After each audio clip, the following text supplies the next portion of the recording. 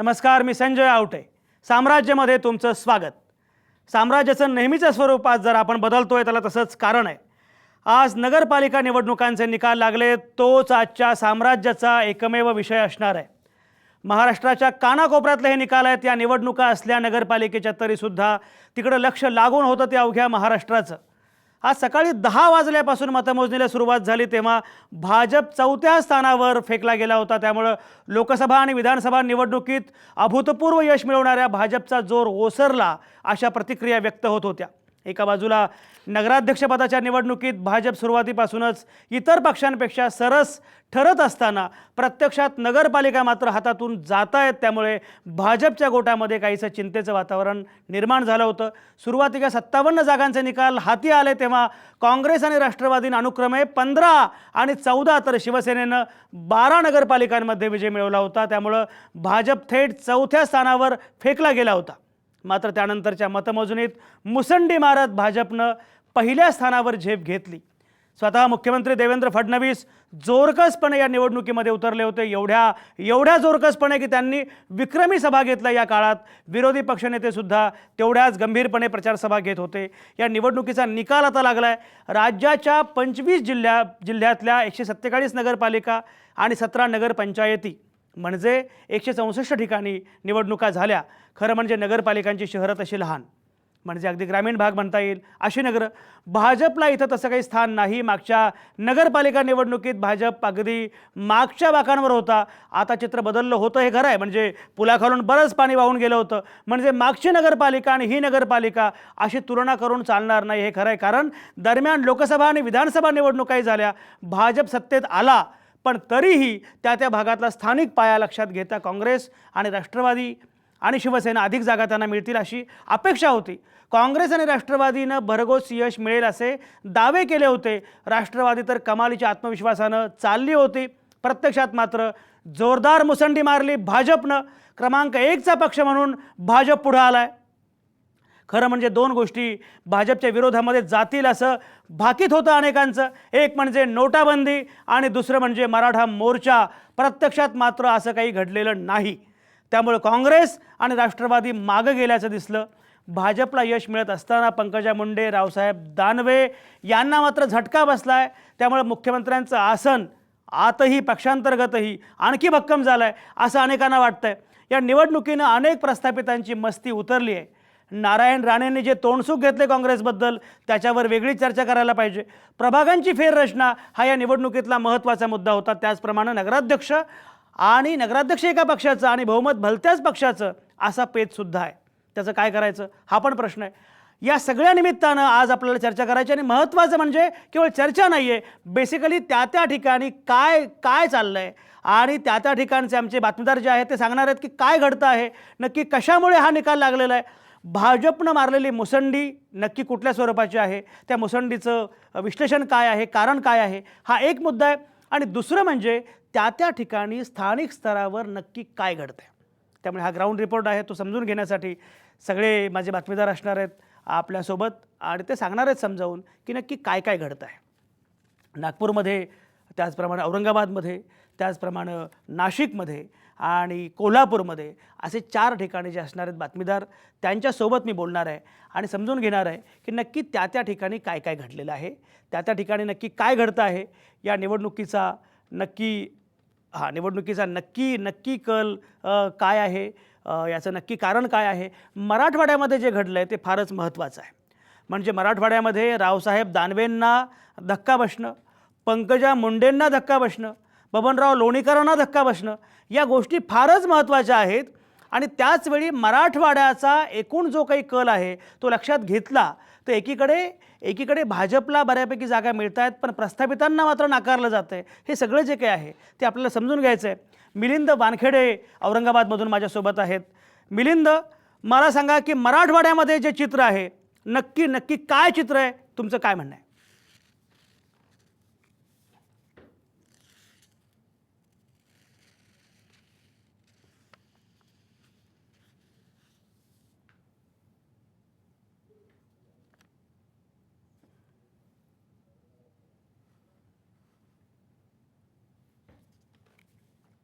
हा मिलिंद बोला.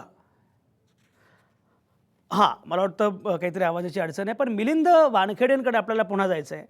बेसिकली मराठवाड्यामध्ये ज्याप्रमाणे हे चित्र आहे, अगदी त्याचप्रमाणे विदर्भामध्ये सुद्धा आपल्याला जायचं आहे. याचं कारण असं आहे, की मुळामध्ये आत्ता भाजपला ज्या काही जागा मिळालेल्या आहेत, त्याच्यामध्ये सर्वाधिक जागा ज्या आहेत, त्या विदर्भातल्या जागा आहेत. त्यामुळे असं पण म्हटलं जातं आहे, की जरी भारतीय जनता पक्षानं मुसंडी मारली असं चित्र रंगवलं जात असलं, तरीसुद्धा प्रत्यक्षात मात्र ही सगळी मुसंडी जी आहे ती विदर्भाच्या भरवशावर आहे. उर्वरित महाराष्ट्रामध्ये मात्र भाजपनं मुसंडी मारली हे काही खरं नाही असं म्हटलं जातं आहे. त्यामुळे विदर्भामध्ये नक्की काय आहे तेही आपल्याला बघायचं आहे. उत्तर महाराष्ट्रामध्ये काय नक्की झालेलं आहे तेही आपल्याला बघायचं आहे. आणि पश्चिम महाराष्ट्रामध्ये, कारण बघा पश्चिम महाराष्ट्रामध्ये एकीकडे कराडचं जर आपण बघितलं, कराडमध्ये काय चित्र आहे. पृथ्वीराज चव्हाण यांच्या कराडमध्ये नगरपालिका पूर्णपणे त्यांनी जिंकली, पण नगराध्यक्ष मात्र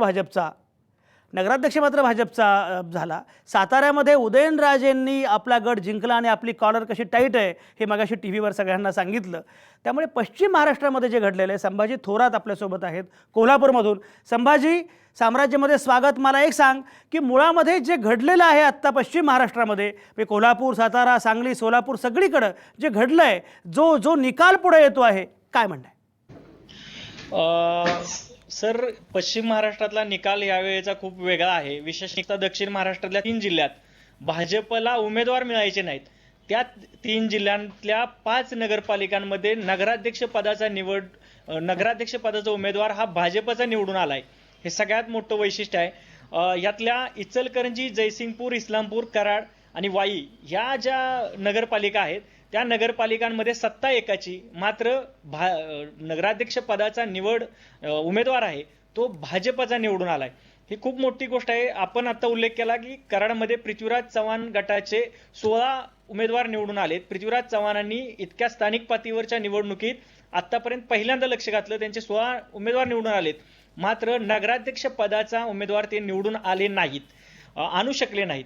हा सगळा ट्रेंड जो आहे पश्चिम महाराष्ट्रातला, इकडं कमळाचं चिन्ह बघायला मिळायचं नाही. एखादा नगरसेवक, एखादा जिल्हा परिषद सदस्य असायचा, तो आता यावेळी नगरसेवकांची संख्या वाढली, नगराध्यक्षांची संख्या वाढली.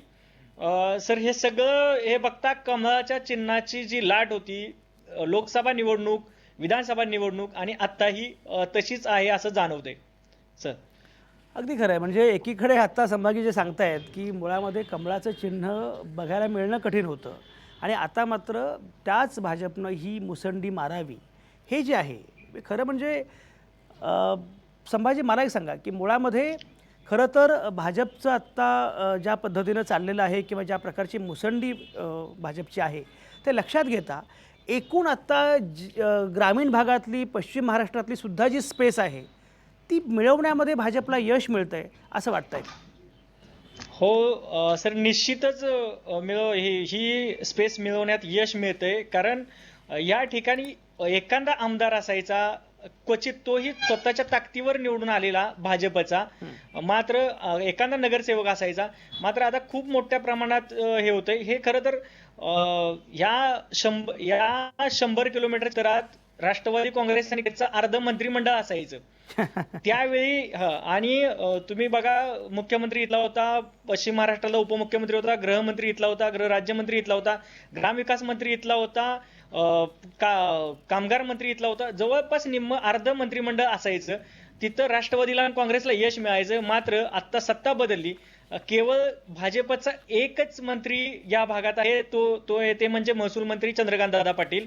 आणि तरीही भाजपला हे प्रचंड असं यश मिळते. प्रचंड अशा अर्थानं म्हणतोय की ज्या ठिकाणी निवडून आलेले नाहीत भाजपाचे उमेदवार किंवा नगराध्यक्ष पदाचे उमेदवार, तिथं ते 2 नंबरला आहेत. आणि त्यामुळे निश्चितच या सगळ्याचा परिणाम असा आहे की भाजपला इकडं जागा मिळायला लागलेली आहे. भाजप इकडं उभं तग धरू शकतं येणाऱ्या काळात, हे लक्षात येतं. आत्ताच्या ट्रेडवरून तर तसं आहे.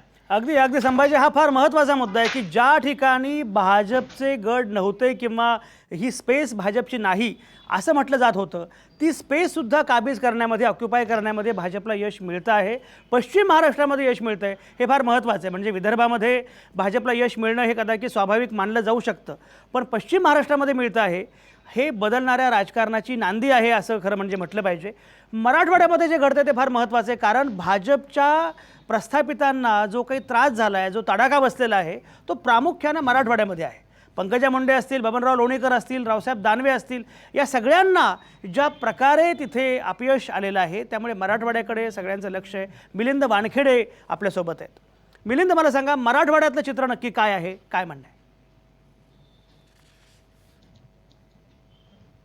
मराठवाड्यात बसलेला आहे, कारण जे बलाबल जे आहे ते राष्ट्रवादीच्या बाजूने आहे.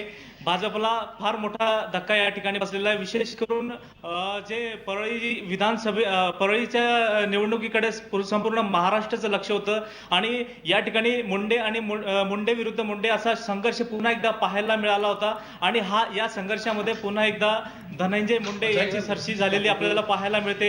या ठिकाणी राष्ट्रवादीने विकासाच्या मुद्द्यावर या ठिकाणी निवडणूक ही जिंकलेली आपल्याला पाहायला मिळते. आपण या ठिकाणी जर विचार केला तर या ठिकाणी नेत्यांचं मोठं पाठबळ बीजेपीला होतं. अनेक सभा या ठिकाणी बीजेपीच्या झालेल्या होत्या. सीएम सह अनेक दिग्गज नेते या ठिकाणी प्रचारासाठी उतरलेले होते. मात्र असं असताना देखील या ठिकाणी राष्ट्रवादी जी आहे, राष्ट्रवादी फार मोठी मुसंडी मारलेली आहे आणि परळी जी नगराध्यक्ष पदाची जी निवडणूक आहे ही संपूर्णपणे राष्ट्रवादीकडे झुकलेली आपल्याला दिसते. यात आणखी जे फॅक्टर्स आहेत निवडणुकीसाठीचे, तर त्यामध्ये विकास हा जो महत्वाचा फॅक्टर आहे. कारण भावनेच्या मुद्द्यावर जे आहे ती निवडणूक लढवली जात नाही आणि जिंकली जात नाही. लढवली गेली तरी जिंकली जात नाही, हे प्रामुख्याने या निवडणुकांमधून सिद्ध झाले. कारण गेल्या वेळी विधानसभेच्या वेळेस असं सांगितलं जात होतं की भावनेच्या मुद्द्यावर ही निवडणूक बीजेपीने जिंकलेली होती. मात्र तसं नसतं, कारण विकास हा फॅक्टर महत्वाचा मानला जातो. त्यामुळे विकास राष्ट्रवादीने गेल्या 5 वर्षांमध्ये विकासाची अनेक कामं, 150 कोटी रुपयांची कामं या ठिकाणी परळीमध्ये केलेली आहे आणि त्याचाच फायदा जो आहे तो हा राष्ट्रवादीला झाला आपल्याला पाहायला मिळते. दुसरं, यांची जी प्रचार यंत्रणा होती बीजेपीची, तर ती कुठेतरी कमी पडल्याचं चित्र या ठिकाणी आपल्याला पाहायला मिळते. कारण मिलिंद, मला एक सांगा, बरोबर, मिलिंद मला एक सांगा की मुळामध्ये ही जी लढत होती ती खरंच राष्ट्रवादी विरुद्ध भाजप अशी होती की पंकज विरुद्ध धनंजय अशी होती? नक्कीच संपूर्ण महाराष्ट्राचं जे लक्ष होतं ते मुंडे विरुद्ध मुंडे ह्या फॅक्टरकडेच लक्ष होतं आणि त्याच मुद्द्यावर ही निवडणूक जरी लक्षवेधी असली तरी मात्र विषय जे आहेत ते विकासाच्या मुद्द्यांवर ही निवडणूक लढवलेली आपल्याला प्रामुख्याने बघायला मिळते.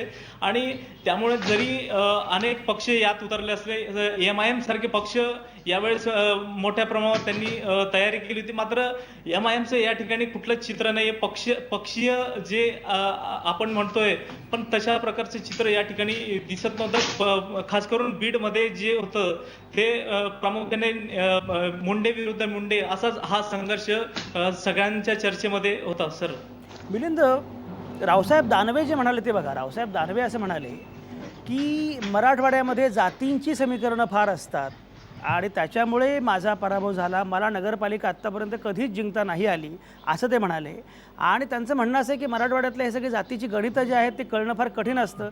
निवडणुकीमध्ये ही जातीची गणितं येतात आणि त्याच्यामुळे विजय कोणाचा, पराभव कोणाचा हे निश्चित होतं. रावसाहेब दानवे जे म्हणत आहेत, मिलिंद मला सांगा, खरंच मराठवाड्याच्या नगरपालिका निवडणुकांमध्ये जातींचा संदर्भ एवढा महत्त्वाचा, एवढा निर्णायक ठरला का, ठरतो का, काय म्हणणं आहे?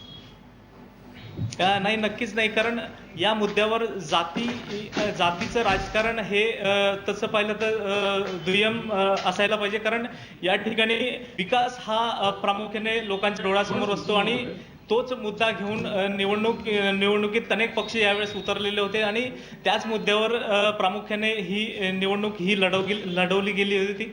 मात्र आपण जर बघितलं की जालना जिल्ह्यामध्ये प्रामुख्याने दारुण पराभवाला सामोरं जावं लागलंय बीजेपीला आणि याचं नेतृत्व जे आहे ते कुठेतरी कमी पडलंय आणि याच फ्रस्ट्रेशन मधून कदाचित रावसाहेब दानवे यांनी हे वक्तव्य केलं असावं. अच्छा, कारण, रावसाहेब दानवेंचे विधान जे आहे ते नैराश्यातून केलेलं विधान आहे असे मिलिंद वानखेडेंचं म्हणणं आहे.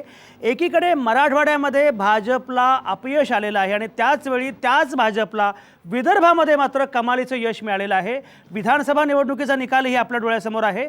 त्यामुळे मराठवाड्यामध्ये अपयश आणि विदर्भामध्ये मात्र चांगलं यश, विदर्भात जे यश मिळाले. संजय डाफ नागपूरमधून आपल्यासोबत आहेत. संजय, मला सांगा की विदर्भामध्ये मुळामध्ये ज्या प्रकारचं यश भाजपनं मिळवलेलं आहे त्याचं खरंच कारण काय, कसं बघताय? सर, राज्यामध्ये एकूण ज्या जागा भाजपनं मिळवल्या आहेत त्यापैकी सर्वाधिक जागा ज्या आहेत त्या विदर्भातल्या आहेत. विदर्भामध्ये एकूण 44 नगर परिषदांमध्ये मतदान झालं, निवडणूक झाली आणि यापैकी 26 नगर परिषदांवर भाजपनं आपला कब्जा मिळवलेला आहे. भाजपनं दणदणीत विजय मिळवलेला आहे. दुसरीकडे मात्र राष्ट्रवादी सर्वात मागे आहे, मागच्या बाकावर दिसते आहे. गेल्या निवडणुकांमध्ये एकूण या 23 नगर परिषदांमध्ये काँग्रेस आणि राष्ट्रवादीची सत्ता होती. मात्र यंदा भाजपनं मोठ्या प्रमाणात मुसंडी मारलेली आहे. 23 जागांवर जे आहेत ते भाजपचे नगराध्यक्ष निवडून आलेले आहेत आणि 6 जागांवर शिवसेना आणि 6 जागांवर काँग्रेसचे नगराध्यक्ष निवडून आलेले आहेत. भारी बहुजन महासंघ जो आहे प्रकाश आंबेडकरांचा, या पक्षानं 3 जागांवर जे आहे ते यश मिळवलं आहे. तर राष्ट्रवादीला फक्त एका ठिकाणी यश मिळवता आलं आहे. सर, या निवडणुकीमध्ये एक विशेष सांगायचं असं वाटतं की पहिल्यांदाच असाउद्दीन ओवेसी जे आहे त्यांचा जो पक्ष आहे MIM, या निवडणुकीच्या निमित्तानं पहिल्यांदाच विदर्भामध्ये एंट्री केलेली आहे. या पक्षानं यवतमाळमधल्या उमरखेडमध्ये 7 नगरसेवक तर अमरावतीमधल्या अंजनगाव सुर्जीमध्ये 3 नगरसेवक जे आहेत ते निवडून आलेले आहेत. सर, तुम्ही ज्याप्रमाणे म्हटलं की याचं कारण काय, तर सर विदर्भातले मुख्यमंत्री आहेत, विदर्भातले केंद्रीय मंत्री आहेत. त्यामुळे भाजपचं या सगळ्या विदर्भातले जे काही नगर परिषद आहे त्या नगर परिषदांकडे विशेष लक्ष होतं. विदर्भातल्या सर्व आमदारांना यासाठी कामाला लावलं होतं आणि कुठल्या परिस्थितीमध्ये विदर्भात तरी महाराष्ट्रातलं यश मिळेल अशी अपेक्षा भाजपला होती. मात्र विदर्भातल्या ज्या नगर परिषदा आहेत त्या आपल्या हातून जाऊ नये किंवा जास्तीत जास्त यश जे आहे ते भाजपला मिळालं पाहिजे यासाठी मुख्यमंत्र्यांनी मोठी ताकद विदर्भात लावली होती. मोठ्या संख्येनं सभा घेतल्या होत्या आणि इथले जे आमदार आहेत, खासदार आहेत, भाजपचे पदाधिकारी आहेत, सोबतच संघाचे जे काही भाजपच्या निवडणुकीमध्ये प्रत्येक निवडणुकांमध्ये संघाचे जे पदाधिकारी असतात, संघाचे जे स्वयंसेवक असतात ते छुप्या पद्धतीने काम करत असतात. याही निवडणुकीमध्ये ते पुढे आले नाही, ते पुढे कुठल्याच निवडणुकीमध्ये येत नाही. मात्र छुप्या पद्धतीने त्यांचं काम सुरू होतं आणि अत्यंत नियोजन पद्धतीनं हे सगळं काम झालं आणि त्यामुळेच यश जे आहे भाजपला ते विदर्भात मिळवता आलं. खरं म्हणजे विदर्भातला ग्रामीण भाग जो आहे त्या ग्रामीण भागामध्ये भाजप विरोधी कुठेतरी वातावरण निर्माण झालं होतं. कारण शेतकरी आणि शेतमजूर जो आहे कुठेतरी नाराजी होती. या भाजप सरकारनं निवडणुकीपूर्वी जी आश्वासनं दिली होती ती आश्वासनं पूर्ण होताना दिसत नव्हती. ग्रामीण भागामध्ये शेतीला जो भाव होता तो मिळत नव्हता किंवा जी आश्वासनं दिली होती, जो भाव आम्ही मिळवून देऊ असं भाजपनं सांगितलं होतं, ते कुठेतरी भाव मिळत नव्हता आणि शेतकऱ्यांच्या आत्महत्या थांबतील असं जे भाजप सांगत होतं निवडणुकीपूर्वी ते कुठेतरी थांबल्या नव्हत्या. उलट आत्महत्या ज्या आहेत त्या वाढल्या होत्या. त्यामुळे कुठेतरी नाराजी होती. मात्र ही नाराजी या निवडणुकीत दिसली नाही. भाजपला एवढं मोठं यश मिळालं त्यामुळे नाराजी होती आणि ती नाराजी कुठेतरी मतामध्ये दिसेल असं कुठेही झालं नाही आहे. भाजपला मोठ्या प्रमाणात यश मिळालं. त्याचं कारण असं की मुख्यमंत्री आणि केंद्रीय मंत्री जे आहेत नितीन गडकरी यांनी मोठ्या प्रमाणामध्ये विदर्भामध्ये योजना आणलेल्या आहेत. बरेच कामं जे आहेत ते सुरू झालेली आहेत आणि मोठमोठे प्रकल्प जे आहेत, म्हणजे गडकरी साहेब म्हणतात की मी 5,000 कोटीच्या वर खाली बोलतच नाही. त्यामुळे त्यांचे सगळे जे मोठे प्रोजेक्ट आहेत ते सगळे 5,000 कोटीच्या वरचे प्रोजेक्ट आहेत. सोबतच मुख्यमंत्र्यांचे सुद्धा अनेक योजना ज्या आहेत त्या विदर्भामध्ये त्यांनी जाहीर केलेल्या आहेत. काही काम सुद्धा सुरू झालेलं आहे. कम्युनिकेशन एक्सप्रेस जो आहे या कम्युनिकेशन एक्सप्रेस वेच्या माध्यमातून ग्रामीण भागामध्ये मोठं चांगलं विकास होईल, शेतकऱ्यांचा फायदा होईल असं मुख्यमंत्र्यांनी सांगतायत. आणि यामुळेच कुठेतरी या सगळ्या विकास कामांच्या घोषणेमुळं जी काही कामं मंजूर झाली आहेत, जी काही सुरू झाली आहेत, यामुळेच कुठेतरी विदर्भामध्ये भाजपला या माध्यमातून यश मिळालं आहे असं दिसतं. अगदी खरं संजय. विदर्भाच्या भरवशावर महाराष्ट्रातल्या नगरपालिकांचा गड भाजपनं जिंकलेला आहे आणि विदर्भ अद्यापही जरी सगळे प्रश्न असले, संजय डाफ म्हणाले की जरी सगळे प्रश्न असले तरीही विदर्भानं भाजपची पाठराखण केलेली आहे. मग या प्रश्नांचं काय, हा मुद्दा ज्याप्रमाणे आहे त्याचप्रमाणे नितीन गडकरींचं हे यश प्रामुख्यानं आहे की देवेंद्र फडणवीसांचं आहे, याच्याबद्दल पण बोलावं लागणार आहे.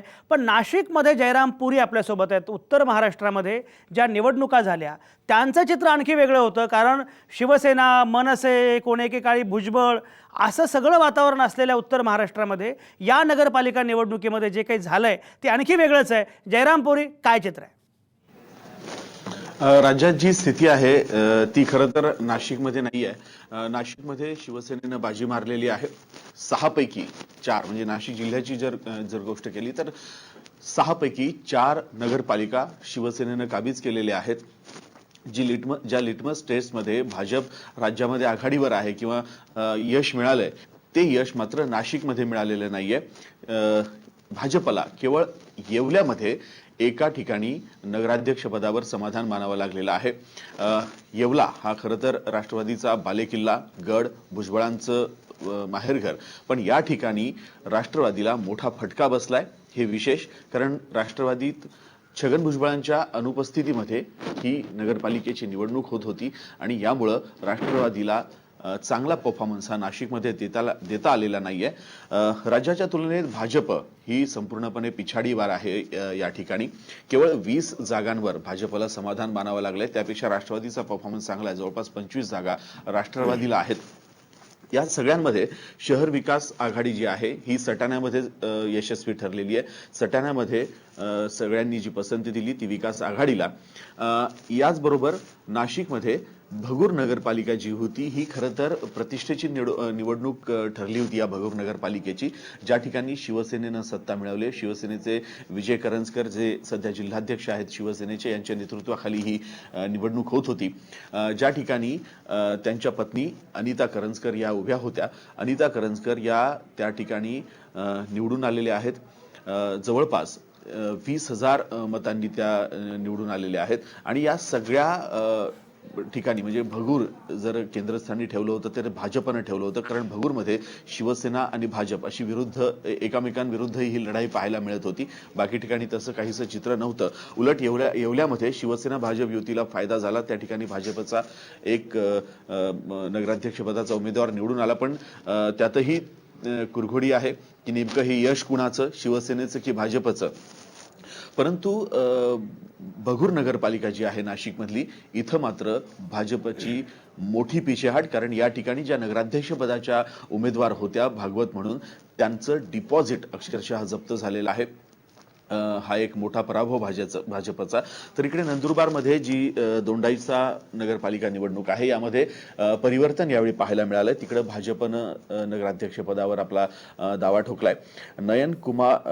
नयन कुवरताई रावल या त्या ठिकाणी निवडून आलेल्या आहेत. जवळपास भाजपला या ठिकाणी 20 जागा मिळालेल्या आहेत 24 पैकी. तिकडे शिरपूरमध्ये काँग्रेसनं सत्ता कायम राखलेली आहे. अमरीशभाई पटेल यांचा तो मतदारसंघ. खरं तर 30 पैकी 21 जागा या काँग्रेसकडे आहेत आणि या ठिकाणी जयश्रीबेन पटेल या परंपरेप्रमाणे हा जो मतदारसंघ कायम राखण्यामध्ये तिकडे यश मिळालेलं आहे. जयराम, याचा अर्थ असा आहे की उत्तर महाराष्ट्रामध्ये असेल, मराठवाड्यामध्ये असेल, इथे भाजपला त्या प्रमाणामध्ये यश नाही मिळालेलं, पण विदर्भाच्या भरवशावर आणि काही प्रमाणामध्ये पश्चिम महाराष्ट्र याच्या भरवशावर मात्र भाजपनं नगरपालिकांचा गड जिंकलेला आहे. आत्ता असं दिसतं आहे की नगराध्यक्ष असतील किंवा नगरसेवक असतील, सर्वाधिक विजयी उमेदवार जे आहेत ते भारतीय जनता पक्षाचे आहेत. संजय डाफने मगाशी ज्या मुद्द्यांचा उल्लेख केला, संजय डाफ नागपुरात आहेत आणि एकूण जी चर्चा करत होते विदर्भाच्या निमित्तानं, ती चर्चा फार महत्त्वाची की विदर्भामध्ये खरं तर विदर्भानं पाठराखण केली भारतीय जनता पक्षाची, पण प्रत्यक्षामध्ये विदर्भामध्ये शेतकऱ्यांच्या आत्महत्यांचा मुद्दा एवढा महत्त्वाचा होता. म्हणजे साधारणपणे सगळीकडे असं एक बोललं जातं की असं एक परसेप्शन आहे, विदर्भासह एकूणच महाराष्ट्रामध्ये शेतकरी नाराज आहे. नोटाबंदीचा मुद्दा असेल किंवा आणखी कुठले मुद्दे असेल, शेतकरी नाराज आहे, सर्वसामान्य माणूस नाराज आहे, कामगार नाराज आहेत आणि फक्त मध्यमवर्ग, उच्च मध्यमवर्ग, उद्योजक हे खुश आहेत, असं एक चित्र रंगवलं जात होतं. पण तरीसुद्धा नगरपालिका हा खरं म्हणजे भाजपचा रूढ अर्थानं बालेकिल्ला अजिबात नाही आहे. नगरपालिका हा उलटपक्षी ग्रामीण भागाशी जोडला गेलेला असाच भाग आहे. तरीसुद्धा नगरपालिका निवडणुकीमध्ये सुद्धा भाजपची पाठराखण केली जाणं, विदर्भामध्ये जिथे शेतकऱ्यांचा मुद्दा अतिशय निर्णायक आहे, महत्त्वाचा आहे, नोटबंदीच्या अनुषंगाने विदर्भामध्ये शेतकऱ्यांचं फार नुकसान झालं असं बोललं जात होतं, तिथंसुद्धा विदर्भानं भाजपची पाठराखण केलेली आहे. मराठा मोर्चांच्या निमित्तानं जे काही वातावरण ढवळून निघालेलं आहे त्यामुळे पश्चिम महाराष्ट्रामध्ये भाजपला तडाखा बसेल आणि काँग्रेस राष्ट्रवादीला फायदा होईल असं बोललं जात होतं. प्रत्यक्षामध्ये मात्र तसंही काही घडलेलं नाही आहे. संजय डाप, मला सांगा की शेतकऱ्यांच्या अनुषंगानं एवढं वातावरण वाईट आहे, शेतकरी अस्वस्थ आहेत, निराश आहेत वगैरे वगैरे चर्चा होत असते, तरीही विदर्भातला शेतकरी भाजपच्या सोबत कसा आहे हा क्रमांक 1चा मुद्दा. आणि दुसरा मुद्दा, मग या निवडणुकीमध्ये मुद्दे होते कोणते जरा सांगा. नक्कीच सर, ग्रामीण भागात जर आपण पाहिलं विदर्भातल्या विशेषतः, तर ग्रामीण भागामध्ये जे यश भाजपला मिळालं होतं त्यानंतर नाराजी ग्रामीण भागामध्ये भाजपच्या विरोधामध्ये वाढत गेली. कारण इथला जो कापूस आहे, सोयाबीन आहे, या दोन्ही पिकांना, धान असेल, या तिन्ही पिकांना भाव मिळत नव्हता. ही ओरड गेल्या अनेक वर्षापासूनची विदर्भातल्या शेतकऱ्यांची होती.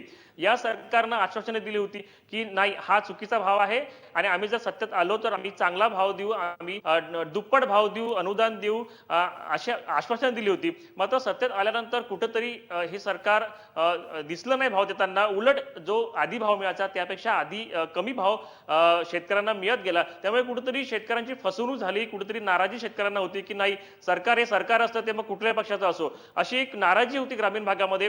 त्यामुळं ही नाराजी अनेकदा बोलून सुद्धा दाखवली जात होती.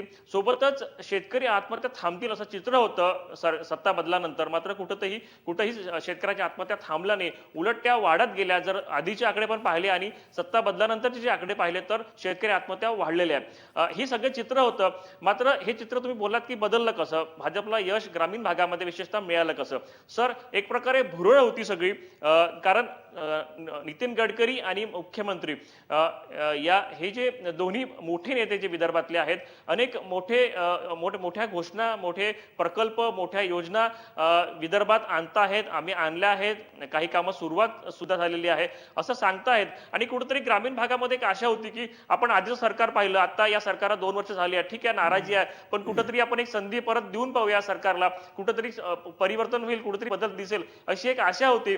आणि भाजपचे जे आमदार आहेत, कारण सर्वाधिक आमदार राज्यामध्ये भाजपचे विदर्भात आहे, या आमदारांनी सुद्धा विशेष करून या निवडणुकीमध्ये विशेष लक्ष घालून प्रचार केला होता आणि कामाला लागले होते. त्यामुळे कुठेतरी ग्रामीण भागाला परत एक आशा होती की आपण एक संधी देऊन पाहूया. या नोटाबंदीचा सुद्धा काही प्रमाणात एक प्रभाव म्हणता येईल आपल्याला, तो सुद्धा दिसून आला की नाही, हे सरकार भ्रष्टाचाराच्या विरोधात लढतंय. त्यामुळे कुठेतरी साथ दिली पाहिजे. विकास कामं सांगतायत की एक मोठे नेते, केंद्रीय मंत्री विदर्भातले आहेत, मुख्यमंत्री विदर्भातले आहेत. त्यामुळे कुठेतरी हे 2 नेते जे आहेत हे काहीतरी विकास करतील. अनेक वर्षापासून विदर्भाची जी परिस्थिती आहे ती कुठेतरी सुधारेल आणि विदर्भाचा विकास होईल, आत्महत्या थांबतील, ग्रामीण भागात शेतकऱ्यांना एक चांगलं वातावरण निर्माण होईल, भाव मिळेल, अशी कुठेतरी आशा निर्माण केली गेली होती. आणि इथल्या लोकांना सुद्धा असं वाटलं की ग्रामीण भागातल्या विशेषतः की आपण एक परत वेळ देऊन पाहूया सरकारला. आणि त्याच अनुषंगानं हे जे मतदान आहे हे दिसून आलं. आणि हाच एक विश्वास म्हणा किंवा एक संधी म्हणा या सरकारला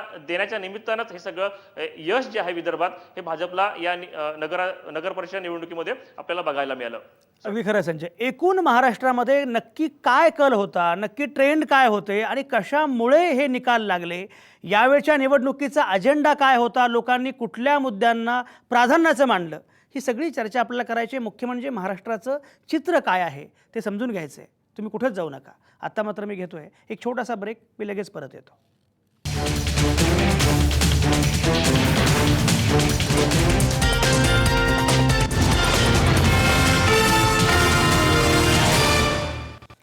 साम्राज्यामध्ये तुमचं पुन्हा एकदा स्वागत. एकूण नगरपालिका निवडणुकांचे निकाल लागलेले आहेत आणि महाराष्ट्राचं चित्र काय आहे, काय पद्धतीनं महाराष्ट्रानं मतदान केलेलं आहे, नगरपालिका निवडणुकांचा निकाल हा फक्त निकाल आहे का, की खरं म्हणजे ती लिटमस टेस्ट आहे. आणि जर भाजपनं मुसंडी मारली असेल तर नक्की ती कुठल्या भागांमध्ये मारलेली आहे. कारण एकीकडे विदर्भात भाजपला पुष्कळ जागा मिळालेल्या आहेत, पण प्रत्यक्षात अन्यत्र म्हणजे उत्तर महाराष्ट्र असेल किंवा मराठवाडा असेल तिथे मात्र त्या पद्धतीनं मुसंडी मारता आलेली नाही आहे. पश्चिम महाराष्ट्रामध्ये मात्र भाजपला काही प्रमाणात मुसंडी मारण्यात यश आलेलं आहे. हे सगळं जे आहे हे सगळं चित्र नक्की काय आहे ते चित्र समजून घेण्याचा आपण प्रयत्न करतो आहे. सगळे बातमीदार आमचे ठिकठिकाणचे या चर्चेमध्ये सहभागी झालेले आहेत.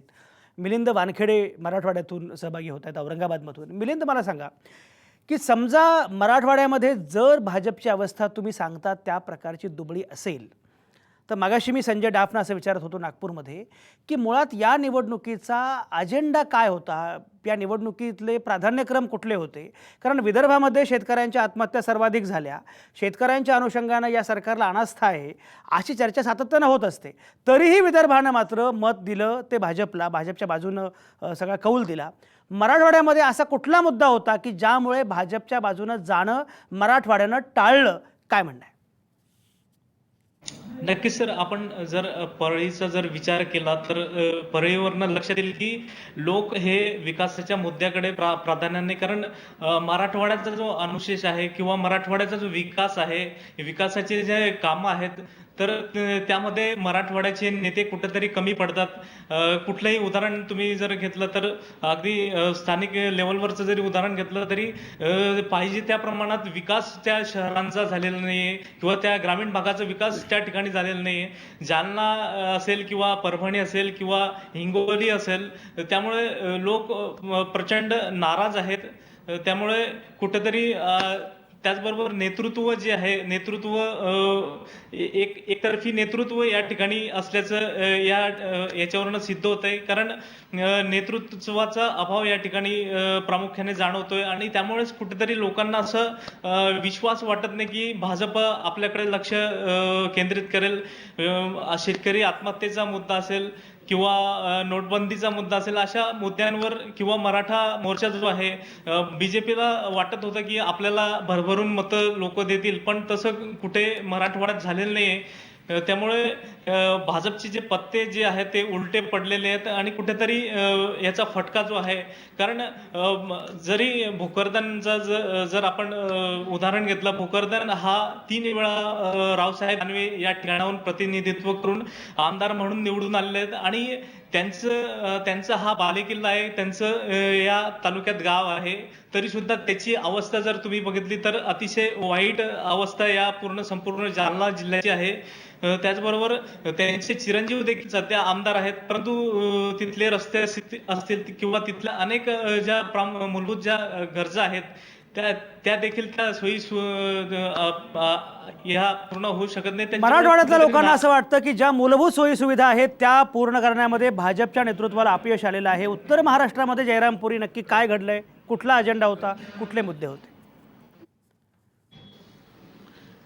इकडे शेतकरी आत्महत्यांचं प्रमाण त्या तुलनेत म्हणजे विदर्भाच्या तुलनेत कमी असलं तरी इतर समस्या नगरपालिका निवडणुकांच्या निमित्तानं नागरिकांच्या ज्या होत्या त्या म्हणजे इथल्या ज्या ठिकाणी राष्ट्रवादी किंवा काँग्रेसच्या सत्ता होत्या या ठिकाणी ज्या नगरपालिका निवडणुकांमध्ये लोकांना जी आश्वासनं दिली गेली होती या आधीच्या सत्ताधाऱ्यांकडून, पाण्यासंदर्भातली असू द्या, शहरांच्या सोयी सुविधांबाबतीतल्या असू द्या, या सगळ्या ज्या आशा आहेत या सगळ्या मोडीत निघाल्या. आणि त्यामुळं यावेळी जो बदल सगळीकडे जो उत्तर महाराष्ट्राच्या अनुषंगानं जर विचार केला आणि या सगळ्या बाबतीत तर ज्या ठिकाणी काँग्रेस किंवा राष्ट्रवादीचं प्राबल्य पाहायला मिळत होतं त्या ठिकाणी शिवसेना किंवा भाजप या दोघांपैकी एकानं बाजी मारलेली दिसते. जळगावचा मगाशी उल्लेख करायचा राहिला होता तो म्हणजे तिकडे शिवसेनेनं 3 जागा मिळवल्या तर भाजपकडे 4 आणि शहर विकास आघाडीत 2. इतर ठिकाणी अपक्ष नगराध्यक्ष निवडून आलेले. या सगळ्यांमध्ये मुद्दे हे स्थानिक मुद्द्यांना या ठिकाणी जास्त महत्त्व दिलं गेलं आणि भाजप आणि शिवसेना या दोघांनी ज्या ठिकाणी युती केली त्या ठिकाणी युतीचा फायदा नक्कीच या दोन्ही पक्षांना झालेला आहे. काही ठिकाणी भाजप तर काही ठिकाणी शिवसेना असे नगराध्यक्ष निवडून आले. सगळी ताकद जी आहे नगरपालिका निवडणुकांच्या माध्यमातून भाजपनं या ठिकाणीही लावलेली होती तेवढीच ताकद. मुख्यमंत्र्यांच्या सभाही या ठिकाणी मोठ्या प्रमाणात झाल्या आणि एक नवी संधी आता या ठिकाणी भाजप आणि शिवसेनेला द्यावी असं चित्र या निमित्तानं उत्तर महाराष्ट्रात नक्कीच पाहायला मिळालंय. काही अपवाद वगळता काँग्रेस आणि राष्ट्रवादी या पक्षांवर लोकांनी विश्वास ठेवलेला आहे. जयराम अगदी बरोबर आहे. आता बघा असं दिसतं की आता जे आकडे हातामध्ये आले त्याच्यामध्ये 3510 एकूण जे नगरसेवक आहेत त्याच्यापैकी 851 नगरसेवक हे भाजपचे आहेत. याचा अर्थ निसंदिग्धपणे भाजप क्रमांक 1 वर आहे, याच्यामध्ये काही शंका नाही. सगळ्या विभागांच्या अनुषंगाने आपण बोलतो आहोत. कोकण हा पण एक महत्त्वाचा विभाग आहे. कोकणाच्या अनुषंगानं नक्की काय घडतंय? आपल्यासोबत भागवत आहेत. काय म्हणणं आहे?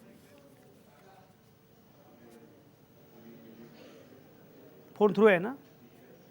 विचार केला तर इथे स्थानिक विकासाचे मुद्दे आहेत तेच अग्रस्थानी राहिलेले आहेत. आणि जर आपण पक्षीय जर राजकीय दृष्ट्या विचार केला तर इथे राणे विरुद्ध सेना भाजप असा मुद्दा राहिलेला आहे. आपण या ठिकाणी पाहिलं तर सावंतवाडीत काँग्रेसला यश आलेलं आहे. सावंतवाडीमध्ये नगराध्यक्ष शिवसेनेचा बसलेला आहे. मात्र काँग्रेसने 8 जागा मिळवलेल्या आहेत. त्यानंतर शिवसेनेला 7 जागा मिळालेल्या आहेत. बीजेपीला इथे 1च जागा मिळालेली आहे आणि अपक्षाला इथे 1 जागा मिळालेली आहे. त्यामुळे सत्तेच्या चाव्या ज्या आहेत त्या या ठिकाणी अपक्षाच्या हातामध्ये आहेत. मात्र या ठिकाणी पालकमंत्री दीपक केसरकर यांना मोठा धक्का बसलेला आहे. तर तिकडे आपण मालवण नगर परिषदेचा विचार केला तर मालवण नगर परिषद जी आहे ती युतीच्या ताब्यामध्ये गेलेली आणि या ठिकाणी नारायण राणेंना मोठा धक्का बसलेला आहे. या ठिकाणी शिवसेनेचे नगराध्यक्ष महेश कांदळगावकर जे आहेत ते निवडून आलेले आहेत. त्या ठिकाणी काँग्रेसला 6 जागा मिळाल्या, बीजेपीला 5 जागा मिळाल्या, शिवसेनेला 5 तर अपक्षाला 1 जागा मिळाली. तर दुसरीकडे आपण मालवण नगर परिषदेचा जर विचार केला तर या ठिकाणी नारायण राणेंना मोठा धक्का बसलेला आहे. नारायण राणे ते मोठी ताकद लावलेली स्वतः नारायण राणे असतील, निलेश राणे असतील किंवा आमदार नितेश राणे असतील यांनी ते ठाण मांडून बसलेले आणि या ठिकाणी नारायण राणेंना मोठा धक्का मिळाल्याचं पाहायला मिळतं. तर तिकडे नवनिर्मित देवगड जामसंडे नगरपंचायतीवरती काँग्रेसला यश मिळालेलं आहे. देवगड नगरपंचायत आहे ती नवनिर्मित पहिल्यांदा तिथे नगरपंचायत हे निवडणूक झालेली आणि तिथे काँग्रेसला यश आलेलं आहे. तिथे 10 काँग्रेसला जागा मिळालेल्या आहेत, बीजेपीला 4 मिळाल्या आहेत. तर शिवसेना, एनसीपी आणि अपक्षांना 1-1 जागा वरती इथे समाधान मानावं लागलंय. या ठिकाणी आपण पाहायला गेलं तर माजी आमदार अजित गोगटे आहेत त्यांना या ठिकाणी धक्का बसलेला आहे. त्यानंतर आपण वेंगुर्ले नगर परिषदेचा विचार केला तर या ठिकाणी बीजेपीचा नगराध्यक्ष निवडून आलाय. राजन गिरप जे आहेत बीजेपीचे ते निवडून आलेले आहेत. त्यानंतर काँग्रेसचे या ठिकाणी 7 नगरसेवक निवडून आलेत, बीजेपीचे 6 आलेत. तर शिवसेना, राष्ट्रवादी काँग्रेस आणि अपक्षाचे या ठिकाणी 2 आलेले आहेत. या ठिकाणी राज्यमंत्री रवींद्र चव्हाण आहेत, त्यांची प्रतिष्ठा इथे पणाला लागलेली आणि कुठेतरी इथे बीजेपीला यश येताना आपल्याला पाहायला मिळत आहे. संजय सर. दीपक भागवत जे म्हणतात ते फार महत्त्वाचं आहे की इथे कोकणामध्ये या पक्षाला फायदा झाला त्या पक्षाला तोटा झाला असं काही म्हणता येणार नाही. उलटपक्षी सगळ्याच पक्षाच्या प्रस्थापितांना धक्का बसलेला आहे. याचं कारण असं आहे की मुळामध्ये या निवडणुकीचा अजेंडाच वेगळा होता, तो स्थानिक संदर्भातला होता आणि लोकांनी त्या नगरपालिकांच्या नुसार सगळं मतदान केलेलं आहे. दीपक तुम्ही आमच्यासोबत राहा. पण आता मला जायचं आहे कोल्हापुरात. संभाजी थोरात तिथे आहेत. संभाजी, मगाशी मी असं म्हणत होतो की मुळामध्ये सगळीकडे असं दिसतं आहे, म्हणजे संजय डाब जे सांगतायत, दीपक जे म्हणतायत, जयराम जे सांगतायत, सगळ्यांचं म्हणणं असं आहे की त्या स्थानिक संदर्भातल्या अनुषंगाने या निवडणुका जर झाल्या असतील तर मग पश्चिम महाराष्ट्रामध्ये याला नक्की स्थानिक संदर्भ कुठले होते, काय म्हणणं आहे?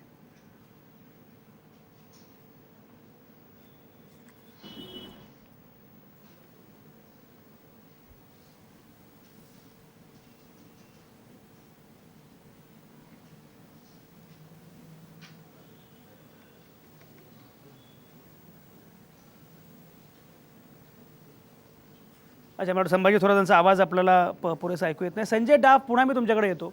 विदर्भाच्या अनुषंगाने जेव्हा आपण बोलतो आहोत तेव्हा मला एक सांगा की खरोखर विदर्भानं आत्ता भाजपची पाठराखण केलेली आहे, पण तरीसुद्धा भाजपकडून ज्या अपेक्षा आहेत त्या पूर्ण झाल्या नाहीत, तर थोडासा विदर्भातला माणूस जरा निराश आहे किंवा जरा दूर जाऊ शकतो असे काही पुरावे या निवडणुकीच्या निमित्तानं मिळाले की सरसकट एकूण भाजपची पाठराखण केली असं चित्र आहे विधानसभा निवडणुकीप्रमाणे?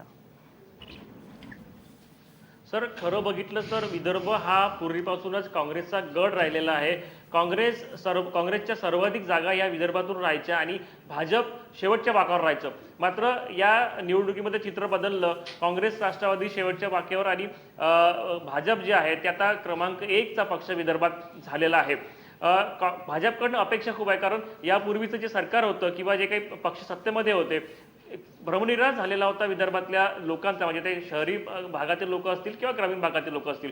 शहराची जी अवस्था जी आहे ती फारशी चांगली नाही, म्हणजे ग्रामीण आणि शहरामध्ये फार जर आपण तुलना केली तर फार काही चित्र बदललेलं नाहीये. एकट्या फक्त नागपूरचा विकास होताना दिसत गेला, मात्र इतर जी शहरं आहेत आणि ग्रामीण भाग जो विशेषतः तो अजूनही आहे तसाच आहे. त्यामुळे या सरकारवर, भाजप सरकारवर, भाजप पक्षावर इथल्या लोकांनी विश्वास दाखवला होता आणि त्याचमुळं राज्यामध्ये सर्वाधिक जागा ज्या आहेत त्या विदर्भात निवडून भाजपच्या आल्या होत्या.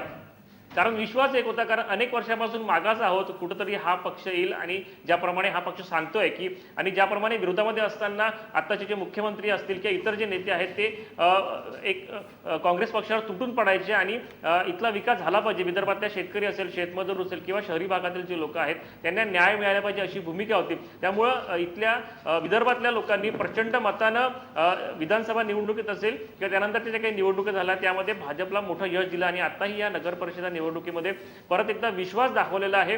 त्याचं कारण तेच आहे की गेल्या अनेक वर्षापासून जी विदर्भातली जी परिस्थिती आहे ती चांगली होताना दिसत नाहीये. अनेक शहरं जे आहेत किंवा ग्रामीण भाग जो आहे तो आहे तसाच आहे.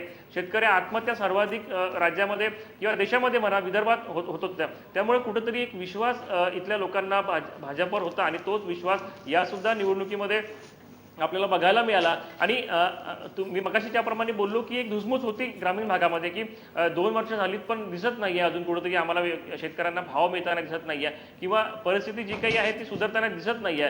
मात्र अजूनही विश्वास गमावलेला नाही आहे पक्षानं.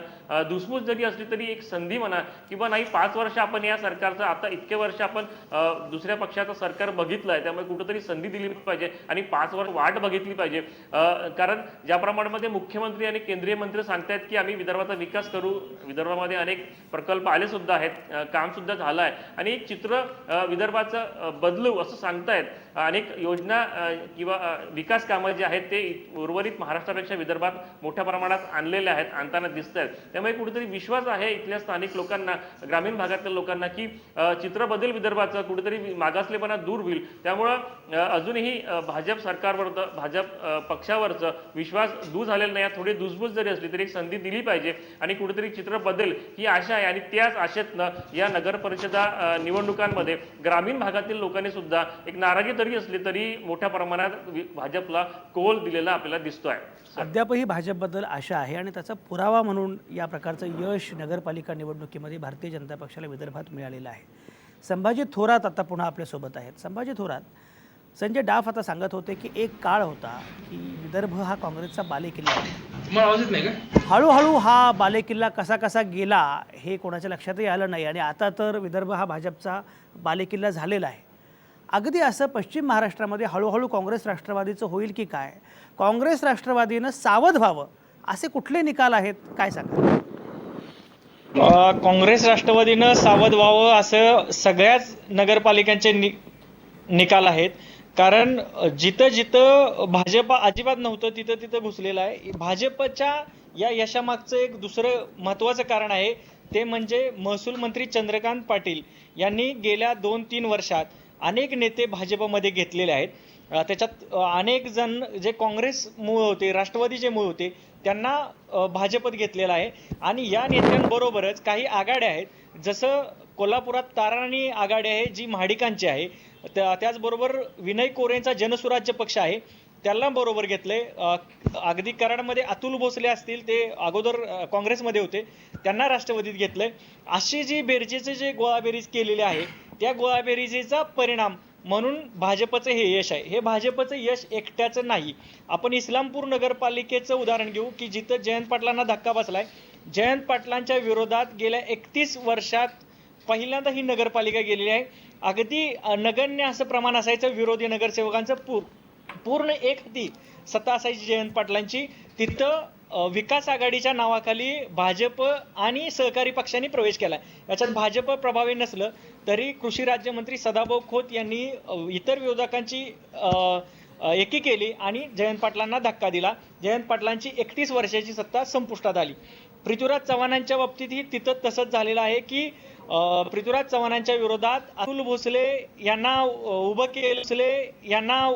केलं आता होते, त्याच्या अगोदर ते राष्ट्रवादीत होते, तिथं उभं केलं. या सगळ्या भाजपच्या आघाडीला पूर्ण उमेदवारही उभे करता आले नाहीत. मात्र त्यांनी 5 उमेदवार जे उभे केले त्याच्यात 5 निवडून आले आणि कमळाच्या चिन्हावर त्यांना यश मिळालं. सगळ्यात महत्वाची गोष्ट आणखीन दुसरी एक सांगता येईल हां. की भाजपला म्हणजे कोल्हापूर जिल्ह्यात समरजित घाटगेंसारखा एक चेहरा मिळाला की जो कागलमध्ये मुश्रीफांना टक्कर देतोय. त्यांना 9 जागा मिळाल्यात. भाजपचं हे जे यश आहे ते राष्ट्रवादी काँग्रेसच्या विरोधात असण्यापेक्षा स्थानिक जे दुसरे गट स्थानिक प्रस्थापितांच्या विरोधातले जे गट बरोबर घेतलेत भाजपनं त्याच्यामुळं मिळालेलं यश आहे. भाजपच्या कामाबद्दल इथंही समाधान नाही. मात्र त्यांनी जी जुळाजुळ केली, बेरजेचं जे राजकारण केले त्याचं हे यश आहे. जयरामपुरी, मला सांगा, उत्तर महाराष्ट्रामध्ये असे लक्षणीय निकाल कुठले आहेत? नक्कीच संजयजी, उत्तर महाराष्ट्राचं संपूर्ण चित्र बघितलं तर नाशिक पासून आपण या सगळ्या गोष्टींना सुरुवात करायचं ठरवलं तर छगन भुजबळ यांचा जो प्रभाव सर्वात जास्त मनमाड, येवला आणि नांदगाव या 3 नगरपालिकांवर होता. या 3ही नगरपालिका गेल्यावेळी राष्ट्रवादीकडे होत्या आणि या 3ही नगरपालिकांवर यावेळी शिवसेनेनं सत्ता मिळवलेली आहे. यामध्ये जो पुन्हा उल्लेख येईल तो म्हणजे स्थानिक मुद्दे जे आहेत हेच प्रभावी ठरले खरं तर. कारण मनमाडमध्ये गेल्या निवडणुकीवेळी पाण्याचं आश्वासन नगरवासियांना दिलं गेलं होतं. हे आश्वासन राष्ट्रवादीनं पाळलं नाही आणि त्या ठिकाणी राष्ट्रवादीला त्याची किंमत चुकवावी लागली. भाजपला संधी दिली गेली आहे आणि यानंतर येवल्यामध्ये जी आहे ती भुजबळांची अनुपस्थिती हे प्रमुख कारण म्हणता येईल. त्याचबरोबर नांदगावमध्येही भुजबळांच्या अनुपस्थितीमध्ये जी रणनीती राष्ट्रवादी पक्षानं आखली ती आखण्यामध्ये राष्ट्रवादी पक्ष कुठंतरी कमी पडला आणि येवल्यामध्ये जे आहे ते भाजपला शिवसेनेशी जी भाजपने युती केली याचा फायदा खरं तर येवल्यामध्ये बघायला मिळालेला आहे. आणि इतर बाबतीत बघितलं जळगाव किंवा नंदुरबारच्या बाबतीत तर याही ठिकाणी ज्या ठिकाणी खरं तर भाजपचा नामोनिशान नव्हतं, जे संजय आणि यांनीही उल्लेख केला थोरातांनी की ज्या ठिकाणी भाजपचा खरंच नामोनिशान नव्हता, ज्या ठिकाणी काही ठिकाणी तर भाजप जे उमेदवार भाजपनं दिलेले होते हे अतिशय नवखे उमेदवार होते, त्यांनाही विजयश्री या निवडणुकांमध्ये पाहायला मिळाला, तेही विजय झालेत. याचा अर्थ एकूण जर बघितला जरी शिवसेनेचं वर्चस्व सगळीकडे पाहायला मिळत असलं उत्तर महाराष्ट्राच्या अनुषंगानं तरी पण भाजपवर जो विश्वास इथल्या लोकांनी टाकलेला आहे तोही महत्वाचा आहे. जयराम, एक गंमत बघा, शिर्डीमध्ये बाळासाहेब थोरात, राधाकृष्ण विखे पाटील एकमेकांच्या वर जे काही तोंडसूक घेत आहेत, नक्की काय काय चाललंय नक्की? नाही, खरं तर कुरघोडीचं राजकारण हे जवळपास या नगरपालिका निवडणुकांमध्ये सगळीकडेच पाहायला मिळालं. जो तुम्ही उल्लेख केला शिर्डीचा तसाच काहीसं चित्र हे नाशिकमधल्या अनेक नगरपालिकांमध्ये होतं.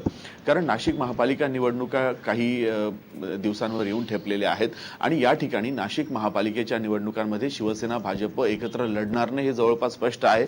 तसे संकेत तिथल्या स्थानिक नेत्यांनी याआधीच दिलेले आहेत आणि त्याचा जो परिणाम आहे तो या नगरपालिका निवडणुकांमध्येही पाहायला मिळाला. शिवसेना आणि भाजप हे एकमेकांविरुद्ध कुरघोडी करताना दिसले. तीच परिस्थिती काहीशी जी आहे तोंडसूक घेताना आपण जे शिर्डीमध्ये पाहतोय हे त्याच पद्धतीचं आहे. आपलं वर्चस्व हे कायम ठेवण्यासाठी अशा पद्धतीनं तोंडसूक घेतलं जात आहे. नगरपालिका निवडणुकीच्या निमित्तानं काय चित्र आहे महाराष्ट्राचं, महाराष्ट्राच्या मनात काय आहे आणि नगरपालिका निवडणुकांचा निकाल काय सांगतो, सगळे बातमीदार आमचे समजावून सांगतायत नक्की चित्र काय आहे. या सगळ्याचं आता साम्राज्यामध्ये मी इथंच थांबणार आहे, पण पुन्हा भेटणार आहोत आवाज महाराष्ट्राचा विषय हाच असणार आहे आणि तो विषय असा असणार आहे नगरपालिका निवडणुकांचा निकाल हा फक्त निकाल की लिटमस टेस्ट उद्याच्या राजकारणाची. अजिबात चुकू नका ही चर्चा.